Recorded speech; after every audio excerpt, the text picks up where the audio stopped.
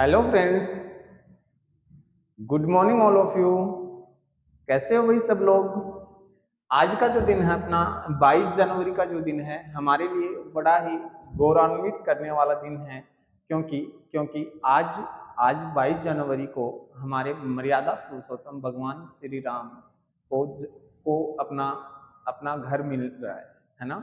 और बड़ी लंबी लड़ाई लड़ी है भाई, है ना। और सब आज पूरा भारत जो है वो आज दिवाली मना रहा है, 22 जनवरी को दिवाली मना रहा है। तो हमारा भी बड़ा बड़ा ये मान लो कि एक त्योहार है। और इस त्योहार को बड़ा सेलिब्रेट करना भाई, है ना। घर पे आसपास मंदिर में जाके पूजा अर्चना करनी है, साफ सफाई रखनी है। इसके अलावा शाम को दीपक जलाने हैं और घर में बहुत अच्छी सी मिठाई बनानी है ना। क्यों? क्योंकि बहुत बड़ा उत्सव है भाई, है ना।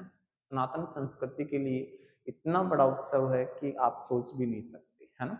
तो चलो इसी के साथ आज की सुबह सुबह भगवान श्री राम से आशीर्वाद लेकर आज अपने बिल्कुल से कठिन जटिल सा टॉपिक है, जो टॉपिक है भारत के खनिज एवं ऊर्जा संसाधन। भारत के खनिज एवं ऊर्जा संसाधन है और यहाँ से हर एग्जाम में प्रश्न आते हैं, है ना। यहाँ से हर एग्जाम में प्रश्न आता है। लेकिन लेकिन अपने से वो प्रश्न बड़ा ही इजी मोड का भी बोल सकते हैं, बट मॉडरेट होता है। लेकिन वो क्वेश्चन हमें परेशान कर देता है ना। तो आज से नहीं करेगा भाई, है ना। आज के बाद नहीं करेगा। सबसे पहले अपना जो टॉपिक है हेडिंग डाल दो, सभी लोग हेडिंग डाल दो। और हेडिंग ये रहेगी कि खनिज एवं ऊर्जा संसाधन। क्या हेडिंग रहेगी भाई? खनिज एवं ऊर्जा संसाधन। सबसे पहले जब अपन टॉपिक पढ़ रहे हैं तो हमें पता होना चाहिए कि खनिज क्या होते हैं, जिसे अपन क्या बोलते हैं? मिनरल्स। क्या बोलते हैं? मिनरल्स। खनिज जो है वो एक प्राकृतिक रूप से विद्यमान समरूप तत्व हैं जिनकी एक निश्चित आंतरिक संरचना होती है। निश्चित क्या होती है? आंतरिक संरचना होती है। और ये जो कोटेशन है, ये कोटेशन देता है एनसीईआरटी। कौन देता है? एनसीईआरटी। और कौन सी? क्लास क्लास 10th की बुक देती है। और ये कहती है कि चैप्टर है इसमें, क्लास 10th का चैप्टर जो है वो है चैप्टर 5। उसमें कहते हैं कि खनिज एक प्राकृतिक रूप से विद्यमान समरूप तत्व है जिसकी एक निश्चित आंतरिक संरचना है। जबकि सामान्यतः हम कहते हैं कि खनिज से तात्पर्य प्राकृतिक रूप से पाए जाने वाले ऐसे पदार्थ से है जिसके निश्चित रासायनिक भौतिक गुणधर्म एवं रासायनिक संगठन होता है। यानी कि जिसका एक निश्चित रासायनिक तो गुणधर्म होता है, उसमें गुण होता है, इसी के साथ उसकी एक निश्चित रासायनिक संरचना या संगठन होता है ना। उसी को हम क्या कहते हैं? खनिज कहते हैं। तो सबसे पहले आपको ध्यान होना चाहिए, सामान्य शब्दों में हम कह सकते हैं कि प्रकृति में विद्यमान वो कोई वस्तु जो जो जिसकी कोई एक निश्चित या भौतिक, रासायनिक या भौतिक तो उसमें कोई गुण हो और उसका एक निश्चित उसका रासायनिक संगठन हो, उसे हम क्या कह सकते हैं? खनिज। लेकिन बहुत बार आपसे पूछा जाता है कि अयस्क क्या है ना। सबसे पहले आपको पता होना चाहिए अयस्क क्या है। अयस्क जो है और को कहते हैं किसी भी खनिज में, यानी कि कोई भी खनिज है उस खनिज में अन्य अवयवों या तत्वों का जो मिश्रण है वो क्या कहलाता है? अयस्क कहलाता है। अगर कोई भी खनिज है उस खनिज में कोई अन्य अवयव है या कोई अन्य एलिमेंट तत्व है, उसका जो मिश्रण है वो मिश्रण ही क्या कहलाता है? अयस्क कहलाता है ना। अयस्क कहलाता है। तो देखो सीधी साधारण सी बात है बेटा, अगर अपन कोई भी खनिज निकालते हैं और उस खनिज के साथ कोई भी अन्य एलिमेंट निकल कर आता है, यानी उसके साथ कोई भी रॉ मटेरियल में जो चीजें निकल कर आती है उसे अपन क्या कहते हैं? अयस्क कहते हैं, है ना। और अयस्क देखो, खनन का आर्थिक महत्व तभी होता है जब अयस्क में खनिजों का संचयन पर्याप्त मात्रा में होता है। समझो इस बात को कैसे। अगर मान लो हमने कोई खनिज का खनन कार्य शुरू किया और उस खनिज में जो हमने अयस्क निकाला है, उस अयस्क में उस खनिज की मात्रा बहुत कम है। समझ रहे हो? जैसे मान लो हम एल्यूमिनियम की बात करते हैं और एल्यूमिनियम का जो अयस्क है वो है बॉक्साइट, है ना। अब मान लो हमने बॉक्साइट निकाला और बॉक्साइट में एल्यूमिनियम बहुत कम निकल रहा है ना। बहुत कम एल्यूमिनियम निकल रहा है, तो वो खनन हमारे लिए लाभदायक नहीं होगा भाई। क्यों क्यों नहीं होगा? क्योंकि वहां हमारा खर्चा ही अधिक हो जाएगा। तो वो जो खर्चा अधिक हो जाएगा तो हमें खनिज कहाँ से मिलेगा, है ना? बहुत कम मात्रा में खनिज मिलेगा, जिससे वो जो खनन होगा आर्थिक रूप से हमें मदद नहीं देगा भाई, है ना? इसी का एक अच्छा सा स्क्रीनशॉट ले लो आप, और फिर इसे नोट डाउन करने वाली, यूं का यूं इसको नोट डाउन करना है ना? नेक्स्ट अपन बात करते हैं कि खनिज भंडार भंडार है ना, भंडार की दृष्टि से भारत में जो खनिज हैं वो 5 खनिज क्षेत्रों में भारत को बांटा गया है। पूरे भारत को कितने खनिज क्षेत्रों में बांटा गया है? 5। सबसे पहला है उत्तर पूर्वी पठारी प्रदेश। पहला कौन सा है? उत्तर पूर्वी पठारी प्रदेश। और ये जो उत्तर पूर्व का जो पठारी प्रदेश है, उत्तर पूर्व का जो पठारी प्रदेश है, इस पठारी प्रदेश का जो भाग है, इस पठारी प्रदेश का जो भाग है, उस भाग को क्या कहते हैं? उत्तर पूर्व का जो पठारी प्रदेश का भाग है, इसे ही भारत के खनिजों का हृदय स्थल भी कहते हैं भाई, है ना? क्या कहते हैं? खनिजों का हृदय स्थल भी कहते हैं, है ना? जब मैं बात करता हूँ भारत के मैप की बात करता हूँ, तो आप ध्यान से इस चीज को समझना, कोशिश करना समझने की, कि ये जो अपना भारत है, और इसमें जब मैं उत्तर पूर्व की बात करता हूँ तो मैं कहता हूँ कि उत्तर पूर्व ये हमारा नॉर्थ है, उत्तर है, और ये हमारा दक्षिण है। ये हमारा क्या है? दक्षिण। ये हमारा पूर्व है, और ये हमारा क्या है? पूर्व के अपोजिट क्या है? पूर्व है। और ये हमारा क्या है? पश्चिम। तो मैं कह सकता हूँ उत्तर पूर्व की जब मैं बात करता हूँ तो ये रीजन आता है, और इस रीजन की जब मैं बात करता हूँ तो ये जो पूरा का पूरा रीजन है, इसे हम कहते हैं छोटा छोटा नागपुर। छोटा नागपुर का प्लेटू, यानी कि पठार, छोटा नागपुर का पठार। और ये जो छोटा नागपुर का पठार है, ये कोयला भंडार के लिए प्रसिद्ध है, इसीलिए इसे भारत का रूर कहते हैं। क्या कहते हैं? भारत का रूर प्रदेश, रूर प्रदेश। और रूर प्रदेश क्यों कहते हैं? क्योंकि जर्मनी का जो रूर प्रदेश है वो कोयला भंडार के लिए विश्व प्रसिद्ध है, और छोटा नागपुर का पठार जो है ये भारत में कोयले के लिए प्रसिद्ध है, इसीलिए इसे भारत का रूर प्रदेश कहते हैं। और इसीलिए जो छोटा नागपुर का जो पठार है वो किस पेटी में है? उत्तर पूर्वी पेटी में है, और इसे भारतीय खनिजों का हृदय स्थल कहा जाता है। यहाँ से प्रश्न बनता है, भारतीय खनिजों का हृदय स्थल उत्तर पूर्वी जो पठारी पेटी है इसको कहा जाता है। इसके बाद आता है मध्यवर्ती पेटी, इसके बाद आता है दक्षिण एवं दक्षिण पश्चिम पेटी, उत्तर पश्चिम पेटी, और हिमालय पेटी। तो मध्यवर्ती कौन सी होगी अपनी? मध्यवर्ती जो पेटी होगी वो हमारी, ये जो बीच का रीजन होगा ये मध्यवर्ती पेटी है। उसके बाद दक्षिण एवं दक्षिण पश्चिम की बात करता हूँ, तो ये जो रीजन है पूरा का पूरा पश्चिमी घाट का रीजन है, ये हमारा दक्षिणी और दक्षिणी पश्चिमी, उत्तर और उत्तर पश्चिमी पेटी की जब मैं बात करता हूँ, तो जब आप देखोगे ये जो रीजन है पूरा का पूरा, ये रीजन कौन सा है? अपना उत्तर पश्चिमी। और जब मैं हिमालय की बात करता हूँ तो ये पूरा का पूरा हमारा हिमालय रीजन है, ये पूरा का पूरा हमारा हिमालय पेटी है। तो टोटल भारत की जब मैं बात करता हूँ तो भारत को टोटल पांच खनिज पेटियों में बांटा गया है। उत्तर पूर्वी पठारी पेटी, मध्यवर्ती पेटी, दक्षिण एवं दक्षिणी पश्चिमी पेटी, उत्तर पश्चिमी पेटी, और हिमालय पेटी। और कौन सी पेटी है? हिमालय पेटी है। स्क्रीनशॉट ले लीजिए इस पेज का, फिर अपन आगे बढ़ते हैं। फिर देखो खनिज, यहां से प्रश्न आता है भाई, कंफर्म प्रश्न आता है, हर एग्जाम में आता है ना? बहुत सी गाइडें, बहुत सी नोटबुक आपको अलग अलग चीजें प्रोवाइड करवाएंगे, लेकिन मैं ये कह सकता हूं कि जो ये आपके सामने इंडेक्स है, ये एनसीईआरटी की नोटबुक से मैंने ड्रॉ की है, कहीं कोई गलती नहीं है। प्रश्न जो आएगा वो प्रश्न यहीं से उठाएगा भाई, है ना? सबसे पहले हम बात करते हैं, खनिज होते हैं धात्विक, अधात्विक और ऊर्जा खनिज, है ना? धात्विक खनिज वे होते हैं जिनमें धातु का अंश पाया जाता है। क्या पाया जाता है? धातु का अंश। अधात्विक खनिज वे होते हैं जिनमें धातु का अंश नहीं विद्यमान होता। और ऊर्जा खनिज वे होते हैं जो हमें ऊर्जा प्रदान करते हैं, ऊर्जा जरूरतों को पूरा करते हैं।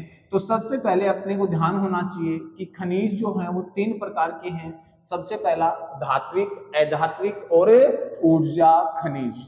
धात्विक, अधात्विक और ऊर्जा खनिज। अब देखो समझो इस बात को, हमारा ये जो धात्विक खनिज है इसको भी हम 3 भागों में बांटते हैं, लौह धातु, अलोह धातु और बहुमूल्य खनिज। और यहां से प्रश्न पूछा जाता है कि लौह धात्विक खनिज कौन कौन से हैं? लोहा अयस्क है, मैंगनीज है, निकल है और कोबाल्ट है। एलो जो है वो तांबा है, सीसा है, जस्ता है, बॉक्साइट है और टिन है। बहुमूल्य जो खनिज है वो है सोना, चांदी, प्लेटिनम। इसी के साथ जब मैं बात करता हूं अधात्विक खनिजों की, तो सबसे पहले है अभ्रक है, नमक है, पोटास है, सल्फर है, चुनास्म है, चूना पत्थर है, संगमरमर है और बलुआ पत्थर है। इसी के साथ में ऊर्जा खनिज की जब बात करता हूं तो कोयला है, पेट्रोलियम है और प्राकृतिक गैस है। कौन सा है? कोयला है, पेट्रोलियम है और प्राकृतिक गैस है। इसी का एक आराम से इसका स्क्रीनशॉट लीजिए और नोट डाउन कीजिए इसको, है ना। हो गया भाई, है ना, हो गया। नेक्स्ट अपन इसको देखते हैं, लौह अयस्क। अब अपन पढ़ेंगे एक एक खनिज को, है ना। अपन क्या पढ़ेंगे? एक एक खनिज को। और पहला जो खनिज पढ़ेंगे वो पढ़ेंगे लौह अयस्क। कौन सा पढ़ेंगे? लौह अयस्क। और लौह अयस्क को सबसे पहले पढ़ेंगे कि इसका सर्वाधिक जो भंडार है वो है कर्नाटक में। कहाँ है? कर्नाटक में। और सर्वाधिक जो उत्पादन करता है वो कौन करता है इसका? वो करता है उड़ीसा। कौन करता है? उड़ीसा। सर्वाधिक भंडार है कर्नाटक में, जबकि सर्वाधिक उत्पादन कौन करता है? उड़ीसा करता है। जबकि मैं बात करता हूं कि लौह अयस्क के प्रकार हैं मैग्नेटाइट, हेमेटाइट, लिमोनाइट और सीडेराइट। मैग्नेटाइट जो है ये श्रेष्ठ किस्म का लोहा होता है जिसमें लगभग 75% से अधिक लोहांश की मात्रा होती है। और सबसे निम्न श्रेणी का है सीडेराइट। जबकि भारत में लिमोनाइट और सीडेराइट दोनों ही किस्में भारत में नहीं मिलती है भाई, दोनों ही, है ना। तो मैग्नेटाइट को अपन कहते हैं काला लोहा, हेमेटाइट को बोलते हैं लाल लोहा, लिमोनाइट को बोलते हैं पीला लोहा और सीडेराइट को बोलते हैं भूरा लोहा। अब प्रश्न जो आता है वो आता है इनके उत्पादक क्षेत्रों से। जैसे बाराज मदा जो है ये है उड़ीसा का। और भारत का सबसे बड़ा लौह अयस्क क्षेत्र है, लोहे का सबसे बड़ा लौह अयस्क क्षेत्र है, इसको ध्यान रखना भाई, है ना। गुआ सिंह भूमि क्षेत्र है झारखंड का और बेलाडीला क्षेत्र है छत्तीसगढ़ का। इस बेलाडीला को इंपोर्टेंट कर लेना भाई, एक बेलाडीला को, एक बाराज मदा को, दोनों बहुत ज्यादा इंपॉर्टेंट है एग्जाम की दृष्टि से। हर एग्जाम में यहां से पूछा जाता है कि बेलाडीला प्रसिद्ध है लौह अयस्क के लिए, और ये सुमेलित करने में पूछा जाता है भाई, है ना। ये जो प्रश्न आता है खनिजों से, जो प्रश्न आता है वो 2-3 खनिज मिक्स करके और उनका उत्पादक क्षेत्र पूछ लेते हैं कि कौन सा उत्पादक क्षेत्र कौन से खनिज का है। तो ये जो बेलाडीला जो क्षेत्र है ये छत्तीसगढ़ का है। और यहां से जो भी लौह अयस्क निकलता है उसको पारादीप बंदरगाह से, कौन सा बंदरगाह है? पारादीप। और ये जो पारादीप बंदरगाह है ये है उड़ीसा में। कहां है? उड़ीसा में। और उड़ीसा के तट से इसको कहां निर्यात किया जाता है? जापान को। यानी कि जापान को जो लोहा भेजा जाता है वो पारादीप बंदरगाह से भेजा जाता है, और बेलाडीला की खानों से जो लोहांश प्राप्त होता है उसको कहां भेज देते हैं? जापान भेज देते हैं। तो लौह अयस्क में आपको क्या क्या समझना है? सबसे ज्यादा देखो, एग्जाम से पहले ये डाटा चेंज हो सकते हैं, क्योंकि अगर आर्थिक समीक्षा आएगी उसमें इनके डाटा चेंज हो सकते हैं, है ना। आर्थिक समीक्षा तो एग्जाम के पास आपको फिर से एक बार इसको रिसेंटली देखना पड़ेगा। बट लौह अयस्क के प्रकार मैग्नेटाइट है, हेमेटाइट है, लिमोनाइट है, सीडेराइट है। उत्पादक क्षेत्र बाराजमदा है, गुआ सिंह भूमि क्षेत्र है और बेलाडीला क्षेत्र है। इसी के साथ जब मैं बात करता हूं नेक्स्ट खनिज की, तो मैंगनीज है। कौन सा खनिज है? मैंगनीज। अच्छा प्रश्न है, इसका जो अयस्क है वो है पायरोलूसाइट। कौन सा अयस्क है? पायरोलूसाइट। बहुत अच्छा प्रश्न बनेगा कि मैग्नीज का अयस्क कौन सा है, तो आपको बताना है पायरोलूसाइट। सर्वाधिक भंडार कहां है? सर्वाधिक भंडार है उड़ीसा में। और सर्वाधिक उत्पादन कौन करता है? मध्य प्रदेश। और उत्पादक क्षेत्र अगर मैं बात करता हूं तो क्योंझर, बहुत इंपॉर्टेंट है भाई क्योंझर को, है ना, क्योंझर। और क्योंझर कहाँ है? उड़ीसा। भारत में मैंगनीज की सबसे बड़ी खान जो है वो कौन सी है? क्योंझर है, क्योंझर। शिमोगा है कर्नाटक में, सुंदरगढ़, बालाघाट, छिंदवाड़ा मध्य प्रदेश में है, और अमापा खान है। कौन सी खान है? अमापा। और ये जो अमापा खान है ये ब्राजील में है, और ब्राजील में जो कॉफी के बागान होते हैं उनको क्या कहते हैं? फेजेंडा कहते हैं। और ब्राजील में जो अमेजन वर्षावन है उनको क्या कहते हैं भाई? पृथ्वी के फेफड़े कहते हैं। विश्व में सबसे बड़ी मैंगनीज की जो खान है वो कहाँ है? ब्राजील में है। और ब्राजील किस महाद्वीप में पड़ता है?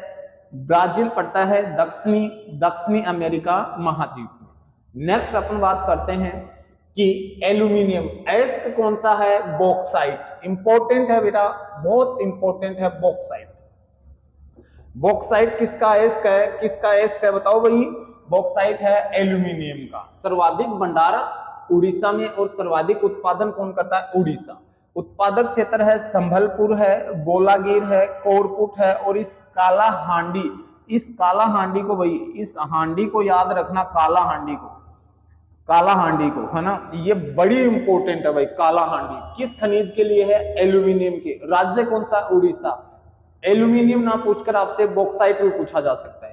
तांबे की जब मैं बात करता हूं तो इसका अयस्क जो है वो है कॉपर पायराइटिज। कौन सा है?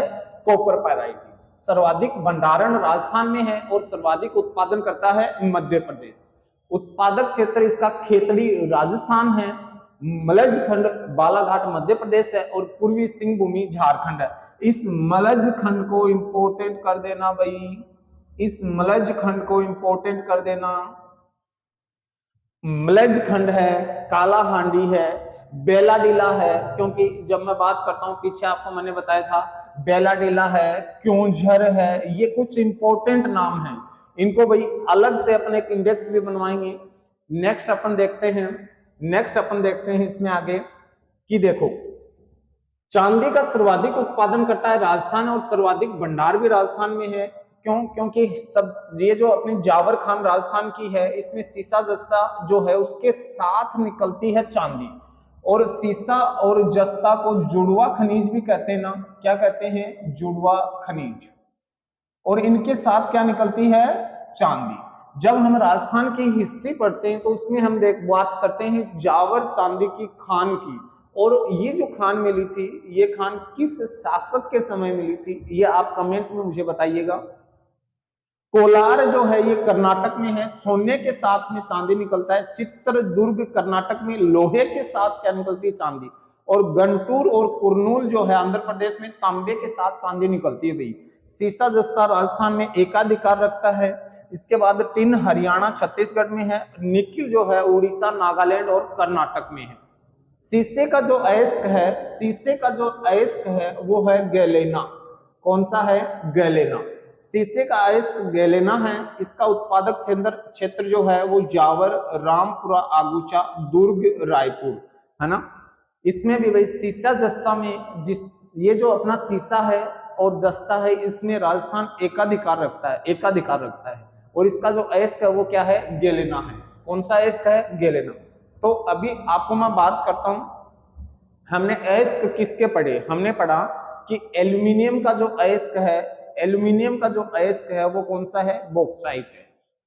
तांबे का जो अयस्क है वो कॉपर पायराइटिस है। शीशे का जो अयस्क है वो कौन सा है? गैलेना है, गैलेना है ना।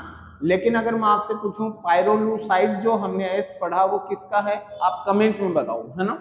नेक्स्ट अपन बात करते हैं सोना। भारत में स्वर्ण भंडार दो प्रकार के हैं। भारत में धारवाड़ जो चट्टानें मिलती हैं उसमें स्वर्ण भंडार पाए जाते हैं, जिन्हें अपन क्या कहते हैं? धातु रेखा भंडार। यानी कि एक जो सोना मिलता है वो धातु रेखा भंडार में पाया जाता है। दूसरा नदियों की बालू रेत में पाए जाने वाले स्वर्ण भंडार को अपन कहते हैं प्लेसर निक्षेप, प्लेसर भंडार। यानी कि सोना दो प्रकार से मिलता है, धातु रेखा और प्लेसर। कौन कौन से? धातु रेखा और प्लेसर। उत्पादक क्षेत्र champion, Orang reef, Kolar Karnataka, Oakley reef हट्टी, और स्वर्ण रेखा नदी सोन नदी झारखंड बिहार। प्लेसर सोना, यानी कि जो स्वर्ण रेखा और सोन नदियों की घाटियों में जो सोना मिलता है उसको अपन क्या बोलते हैं? प्लेसर सोना। और ये जो ये जो चैंपियन औरंगजेब जो कोलार खान है, ये मूवी देखी होगी ना आपने, KGF, Kolar gold field, KGF और KGF 2, ये इसी मूवी पर आधारित, ये जो मूवी है ये इसी खान पर आधारित है भाई, है ना। नेक्स्ट अपन देखते हैं, अबरक। अबरक में जो उत्पादक क्षेत्र है वो है कोडरमा है, गिरिडीह है और हजारीबाग है। तीनों ही मोस्ट इंपोर्टेंट है कि कोडरमा, गिरिडीह है और हजारीबाग तीनों कहाँ है, झारखंड में। नेक्स्ट है भीलवाड़ा राजस्थान में, नवादा गया बिहार में, नेल्लोर आंध्र प्रदेश में। और हीरा जो है इसका, हीरे का जो क्षेत्र है वो है पन्ना और सतना मध्य प्रदेश और गोलकुंडा आंध्र प्रदेश का। ग्रेफाइट को क्रिस्टलीय कार्बन और ब्लैक लेड भी कहा जाता है। क्या कहा जाता है भाई, ब्लैक लेड भी कहा जाता है। और क्रोमाइट का सर्वाधिक उत्पादन कौन करता है, ओडिशा करता है। आपसे पूछा जा सकता है कि क्रोमाइट का सर्वाधिक उत्पादन कौन करेगा, ओडिशा करेगा। प्रधानमंत्री खनिज क्षेत्र कल्याण योजना जो है, प्रधानमंत्री खनिज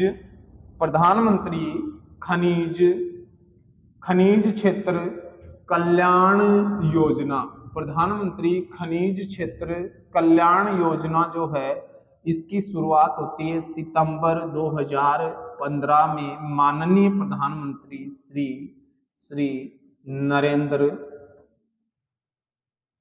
दामोदर दास मोदी के द्वारा।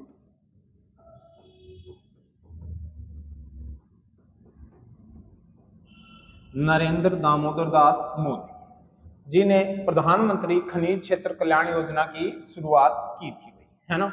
नेक्स्ट अपन देखते हैं प्रमुख संस्थान, भारतीय भूवैज्ञानिक सर्वेक्षण जो है इसका मुख्यालय है कोलकाता में। राष्ट्रीय शिला यांत्रिकी संस्थान का मुख्यालय है बेंगलुरु में। कहाँ है, बेंगलुरु में। इसके अलावा भारतीय खान ब्यूरो जो है वो है नागपुर में। कहाँ है, नागपुर में। इसके अलावा राष्ट्रीय धातुक्रम प्रयोगशाला जो है वो कहाँ है, जमशेदपुर में। कहाँ है, जमशेदपुर।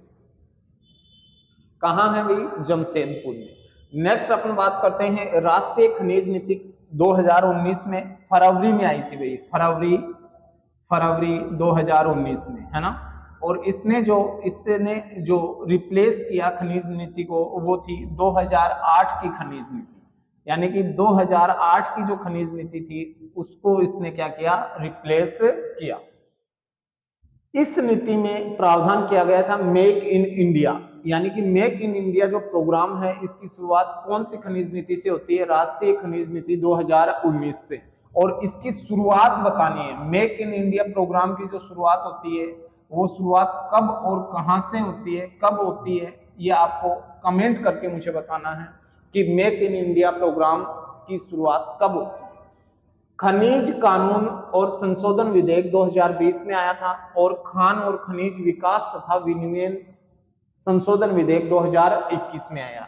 और ये जो प्रश्न होंगे बेटा, ये फैक्ट के प्रश्न होंगे, यूं के यूं सीधे के सीधे छपेंगे भाई, है ना, सीधे के सीधे छपेंगे। तो इसी के साथ अपने कंप्लीट खनिज के फैक्ट कंप्लीट होते हैं, है ना, खनिज के फैक्ट, है ना। तो हम कह सकते हैं कि मैंने आपसे पूछा था पायरोलुसाइड जो है वो किसका है, मैंगनीज का, है ना। अब देखो समझो, यहां हमने बात की कि ये जो धात्विक खनिज है जिसमें हमने लौह अयस्क पढ़ा, मैंगनीज पढ़ा, निकल, कोबाल्ट, तांबा, सीसा, जस्ता, बॉक्साइट, चीन। इसके अलावा टिन के अलावा हमने कहा सोना है, चांदी है, प्लेटिनम है। और इसके साथ हम बात करते हैं अभ्रक, नमक, पोटास, सल्फर, चूना, संगमरमर, बलुआ पत्थर। यानी कि ये जो मकराना जो है, मकराना राजस्थान जो है ये प्रसिद्ध है संगमरमर के लिए, है ना, मकराना राजस्थान। और ये जो पार्ट रहा अपना ऊर्जा खनिज, है ना, क्या रहा, ऊर्जा खनिज। इस ऊर्जा खनिज के लिए मैं आपको एक छोटा सा वीडियो कल की क्लास में प्रोवाइड करवाऊंगा जिसमें अपन इस ऊर्जा खनिज को अलग से पढ़ेंगे भाई, है ना। क्यों पढ़ेंगे, क्योंकि कोयले से प्राप्त ऊर्जा है, पेट्रोलियम है, प्राकृतिक गैस है, परमाणविक ऊर्जा है, पवन ऊर्जा है, सौर ऊर्जा है, भूतापीय ऊर्जा है, ज्वारीय ऊर्जा है, बायोगैस है, ये कंप्लीट टॉपिक अपन अलग से करेंगे, छोटा सा वीडियो बनाऊंगा आज। इस वीडियो की तरह ही आपको ये कंप्लीट टॉपिक आपको मिलेगा, है ना, जिसको अपन पढ़ेंगे ऊर्जा संसाधन, है ना, क्या पढ़ेंगे, ऊर्जा संसाधन। तो मैं आपको रिकैप करवा देता हूं सबसे पहले। तो देखते हैं अपने लौह अयस्क की सबसे इंपॉर्टेंट जो है वो ये है कि मैग्नेटाइट, हेमेटाइट, लिमोनाइट और सिडेराइट लौह अयस्क के क्या हैं, प्रकार हैं। लेकिन आपको दो शब्द याद रखते हैं, बाराजमदा और बेलाडीला क्षेत्र, दोनों किसके लिए हैं, लौह अयस्क के लिए। नेक्स्ट अपन जब बात करते हैं तो करते हैं क्योंझर की, जो कि भारत की सबसे बड़ी मैग्नीज की खान है, और क्योंझर को याद रखना है। इसके अलावा जब मैं बात करता हूं काला हांडी को याद रखना है, एल्यूमिनियम। कैसे याद रखोगे काला हांडी, बहुत बार एग्जाम में पूछा गया है भाई, हांडी हो ना हांडी, अपने ग्रामीण परिवेश में आपा बोला हांडी जो है बा चूल्हा पर रखा, और चूल्हा पर रखा तो वह काली हो जा, और काली जब हो जा तो काली उमकानी अपना कपड़ा भी काला कर दे, हाथ भी काला कराए, और काला जब करे तो बन आपा के करा कि वो आंडी तो बाहर न फेंक आवा, और आपा लेके आवा बर्तन क्या को, एल्यूमिनियम को, है ना, एल्यूमिनियम का अपन क्या लेते हैं, बर्तन ले लेते। तो आपको याद रखना ये काला हांडी किसका उत्पादक क्षेत्र है, एल्यूमिनियम का, है ना। मलज खंड किसका है, तांबे का। इसके अलावा जब मैं बात करता हूं जावर है, कोलार है, चित्रदुर्ग है, गुंटूर, कुर्नूल आंध्र प्रदेश के हैं। इसके अलावा जब मैं बात करता हूं जावर सीसा जस्ता भी करता है उत्पादन। और फिर अपन बात करते हैं कि सोना, भारत में दो प्रकार के स्वर्ण रेखा के भंडार मिलते हैं, एक तो है धातु रेखा भंडार और दूसरा अपना कौन सा है, प्लेसर निक्से। और जब मैं बात करता हूं कि कोलार खान, है ना, तो यहां आपको एक प्रश्न है कि भारत की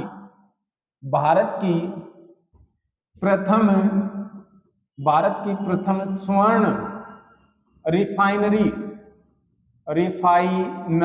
और भारत की प्रथम स्वर्ण रिफाइनरी हरियाणा में स्थापित की गई है भाई, है ना, हरियाणा में, भारत के प्रथम स्वर्ण रिफाइनरी हरियाणा में। और इसी के साथ अपना ये टॉपिक कंप्लीट होता है। अब ब्रत की बात करते हैं, कोडरमा गिरिडीह हजारीबाग है, और भीलवाड़ा राजस्थान है, नवादा गया बिहार है, नेलोर आंध्र प्रदेश है ना। और लास्ट अपने कुछ प्रमुख संस्थान लिखे, और हमने कहा राष्ट्रीय खनिज नीति कब आई, फरवरी 2019 में। और मेक इन इंडिया प्रोग्राम की शुरुआत कब होती है, ये आप कमेंट करके मुझे बताना है। और इसी के साथ आज की जो अपनी क्लास होगी वो यहीं पे समाप्त करते हैं। और आपको सनातन पर्व के सबसे बड़े महापर्व की ढेर सारी शुभकामनाएं, और भगवान श्री राम आपकी जिंदगी खुशियों से भरे हुई है ना। और आप इसी वर्ष सरकारी नौकरी में लगो, और इसी के लिए आज अपन इतना प्रयास कर रहे हैं। क्यों? क्योंकि देखो सीधी सी बात है बेटा, है ना, सीधी सी बात है, अगर आप नौकरी लगते हो तो दुनिया आपको सलाम करती है, अगर आप नौकरी नहीं लगोगे तो ये दुनिया है ना, यहाँ हर एक सेकंड में बहुत लोग आते हैं, बहुत लोग जाते हैं, और इन्हीं में आप भी भटक कर रह जाओगे, कोई कुछ नहीं बदलने वाला, है ना। क्यों? क्योंकि सीधी सी बात है, सफलता को दुनिया सलाम करती है। और एक फेवरेट कहावत भी है भाई, है ना, क्योंकि सफल जिस दिन हो जाओगे ना, उस दिन आपसे ये नहीं पूछा जाएगा कि आपने माध्यम क्या किया था, आपने मेहनत कितनी की थी।